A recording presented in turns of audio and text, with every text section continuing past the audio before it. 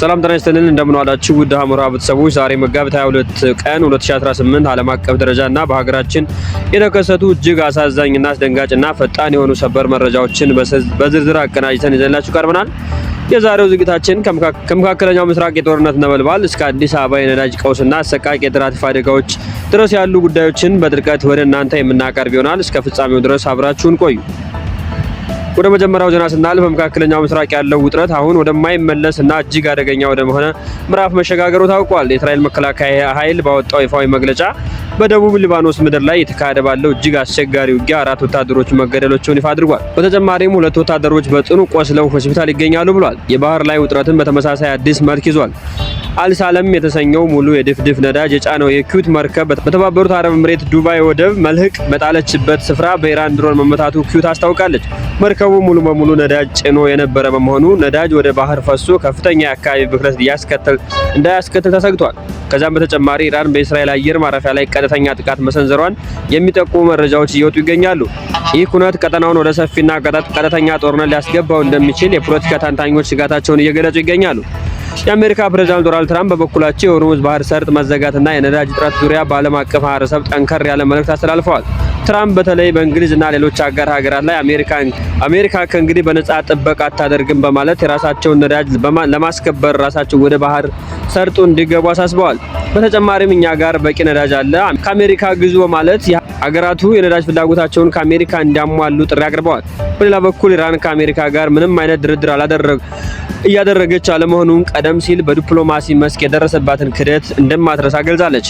በሀገራችን ኢትዮጵያ የመካከለኛው ምስራቅ ቀውስ ያስከተለው የነዳጅ ገበያ መናጋት ትልቅ ጫና ፈጥሯል። የንግድና ቀጣናዊ ትስስር ሚኒስተር ካሳሁን ጎፌ ዛሬ በሰጡት መግለጫ ከጦርነት በፊት $80 የነበረው 1 በርሜል ነጭ ናፍጣ ዋጋ በአሁኑ ወቅት ወደ $230 አሻቅቧል ብሏል። ይህ በሀገሪቱ የነዳጅ አቅርቦት ላይ ከፍተኛ እጥረት በመፍጠር መንግስት ነዳጅ በቅድሚያ እንዲያገኙ የወሰነላቸው 5 ዋና ዘርፎች ለይቷል። እነዚህ የነዳጅ ጣኝ ተሽከርካሪዎች፣ ከፍተኛ አምራችና ላኪ ድርጅቶች፣ መሰረታዊ የፍጆታ ዕቃ የሚያጓጉዙ፣ ግብርና የሚያዘምኑ ትራክተሮችና ማሽነሪዎች እንዲሁም የብዙሃን ትራንስፖርት ናቸው ብሏል። ምንም እንኳ የዓለም ዋጋ በ3 እጥፍ ቢጨምርም መንግስት በነጭ ናፍጣ ላይ በ1 ሊትር 95 ብር ድጎማ እያደረገ መሆኑን ገልጿል። ይህ የመንግስት መግለጫ በወጣ በአዲስ አበባ ከተማ ያለው የነዳጅ እጥረት አሁንም እጅግ አሳሳቢ ደረጃ ላይ መድረሱ ታውቋል። በከተማው የሚገኙ አብዛኛው የነዳጅ ማደያዎች ፊት ለፊት የነዳጅ መኪኖች ረጃጅም ሰልፎች በየጎዳናው ላይ መመልከት የዕለት ተግባር ሆኗል። በመኪና ባለንብረቶች ነዳጅ ለመቅዳት ብቻ ከ2 ቀን በላይ በሰልፍ ላይ ለማሳለፍ መገደዳቸውን በምሬት የተናገሩ ይገኛሉ። በተለይም የህዝብ ማመላለሻ ታክሲዎችና የጭነት ተሽከርካሪዎች ከስራ ውጭ መሆናቸው በከተማው የትራንስፖርት እንቅስቃሴ ላይ ተጨማሪ ጫና መፍጠሩ ታውቋል። ነዋሪዎች አሽከርካሪዎች በመንግስት በኩል የተቀመጠውን አዳዲስ መመሪያዎች ችግሩን ዘላቂነት ይፈታል ወይስ አቅርቦት ይበልጥ ያስተጓጉላል በሚል በከፍተኛ ስጋት ላይ ይገኛሉ። ዜጎች ነዳጅን በከፍተኛ ቁጠባ እንዲጠቀሙ፣ አላስፈላጊ ጉዞዎችን እንዲሰርዙና አጭር ርቀት ጉዞዎችን በእግር የመጓዝ ባህል እንዲያዳብሩ ጥሪ ቀርቧል።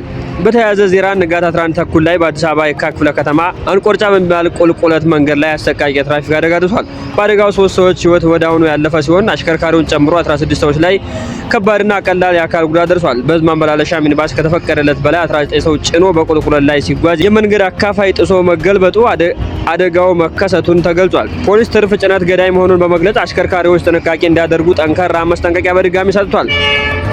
በመጨረሻም በአማራ ክልል ለ3 ዓመታት በጫካ የቆየውና የቀድሞ የታጠቀ ኃይል አባል ፍቅሩ ሙሉዬ የመንግስት የሰላም ጥሪን ተቀብሎ በሰላም እጅ ከሰጠ በኋላ የሰጠው መግለጫ መነጋገሪያ ሆኗል። ፍቅሩ ሲናገር በአማራ ህዝብ ነጻ እናወጣለን ብለን በኢኮኖሚ አድቀነዋል፣ ትግሉ የጎጥ ሆኗል፣ በድህነት አረንቋ ውስጥ ዘፍቀነው በማለት ትግሉን ከዓላማው ውጭ መሄዱ ተናግሯል። በውጭ ያሉ ልጆቻቸውን እያስተማሩና ሀብት እያከማቹ የዚህ የድሃ ልጅ ደም ይገብራል በማለት ወቀሳ አቅርበዋል። ፍቅሩ አሁንም በጫካ ያሉ ታጣቂዎችን ወደ ሰላም እንዲመጡ ጥሪ አቅርበዋል። ውድ ሀሞራ ቤተሰቦቻችን ዛሬ ያዝናቸው መረጃዎች እነዚህን ይመስሉ ነበር። በቀጣይ አዳዲስ መረጃዎችን ስንለቅ ወደ እናንተ ቀድሞ እንዲደርሱ የናካውን ሰብስክራይብ እና ላይክ ማድረግ አትርሱ። መልካም አዳር ይሁንላችሁ።